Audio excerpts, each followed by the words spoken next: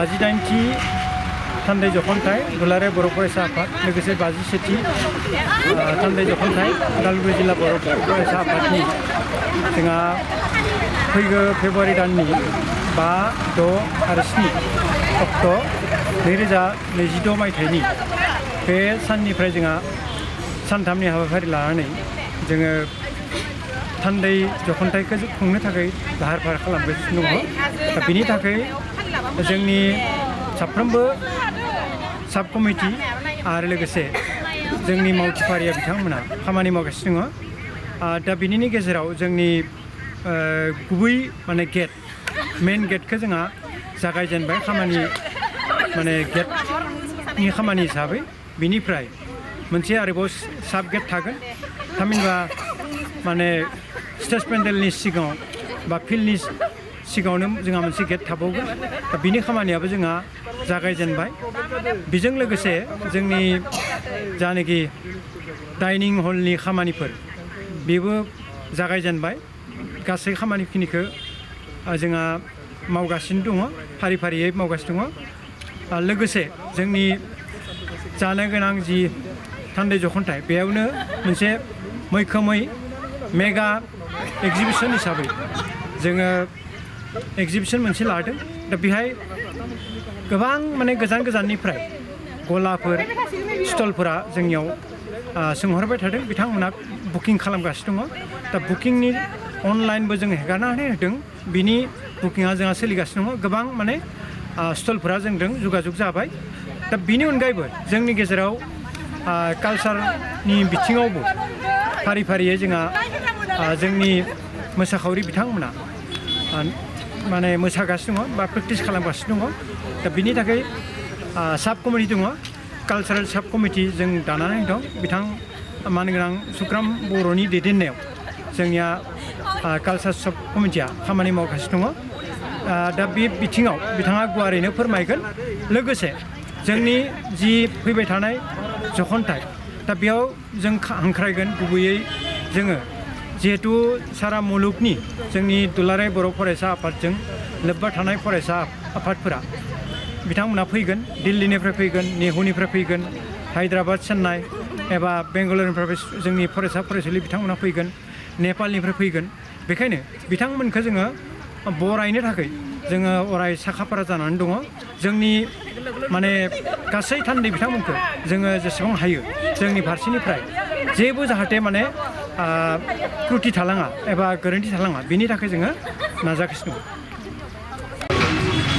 गिबि गिबियैनो जाखांलांनाय बावैसो गदायब्लाबो इंराजि गोदान बोसोरनि आरो लोगोसे नै साननैसोनि उनावनो मागो दमासिनि दुलाराय बर' हारिनिसिम आङो आंनि अननाय आरो सिबिनायखौ बावहरनाय थाबाय। नैबे टंला उदालगुरि जिल्ला टंला हालामनि जि टंला कलेजनि फोथाराव जि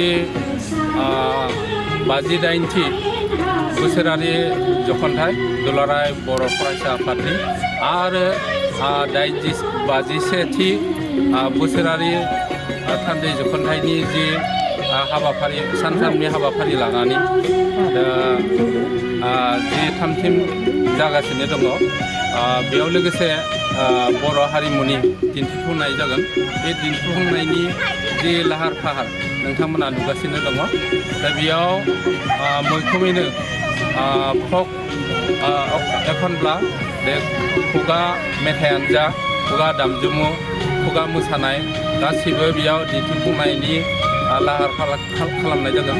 आं बयखौबो खावलायो जाहाथे नैबे टंला हालामनि जि टंला कलेजनि गेलेग्रा फोथाराव जि सानथामनि हाबाफारि लानानै जि लाहार फाहार खालामगासिनो दङ, नोंथांमोना बयबो लाहार फाहार फैनानै बेयाव नायफैगोन, बाहागो लाफैगोन, आं बेखौ मिजिंथिबाय। दा बे समावहाय जिहेतु हारिमुआवहाय रंजानो थाखाय गोबां दोलो एबा गावबा गाव गोसो थायो, बेबायदिखौ माबायदि खाबु होगोन? आच्चा, बेयाव मख'नो गोनांदि दा बे दिन्थिफुंसालियाव सा 120 मोसाखावरिफ्रा बेयाव मोसागोन मैखोमै दा बावैसो जाफुंनो लानाय आसाम सरकारनि सिङाव जि बागुरुम्बा दोहौ बेयाव 10,000निबो गोबांसिन मोसाखावरिफोरा मोसानो लागोन थिग बेबायदिनो बागुरुम्बा मोसानायखौ बे दिन्थिफुंसालियावबो दिन्थिफुंनाय जागोन बेजों लोगोसे जेरै जारा फाग्ला मोसानाय दा खाबु मोनोब्ला बे बर'नि फक दामजुमु जेरै सेरजा हुनाय सिफुं दामनाय बेफोरखौबो दिन्थिफुंनाय जागोन खाबु मोनोब्ला आरो बेजों लोगोसेनो ओनसोलारिनि मोसानायफोर जेरैबायदिबा अनजालि अनजालि गथ' गथायफोरनि मोसानाय बेयाव नुगोन लोगोसेनो फरायसालिफोर फैनाय फरायसुला फरायसुलिफोरनि मोसानाय बेयाव नुनो मोनगोन आरो लोगोसेनो ओनसोलारि बर' आइजोफोरनिबो मोसानाय बेयाव नुगोन नोंथांमोना बे फारि फारि मोसानायफोरखौ नुनो मोनगोन आं खावलायबावो बे दुलाराय बर' सुबुंफोरानो अननानै नैबे दिन्थिफुंसालियाव नोंथांमोना मेलाव फैनानै नुफैनो हागोन बेखौनो आसा फालिनानै आं बे समाव जिहेतु गोसो गुदुं जानानै हारिमु दिन्थिनो थाखाय खायफा गोसो थायो बिथांमोननिसिम मा खावलायनो थागोन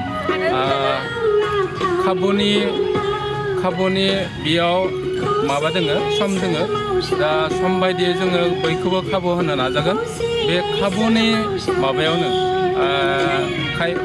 गासिबो मोसाखावरिफोरा मोसानो हायाबो जानो हागौ बेनिखायनो आङो गिबियानो बयनिसिमबो खावलायनाय थाबाय जाहाथे खाबु मोनाब्ला नोंथांमोना जाहाथे गाज्रि मोना बेनिखायनो आं हारिमुनि जानानै आङो बयखौबो निमाहा बिनाय थाबाय बेनोसै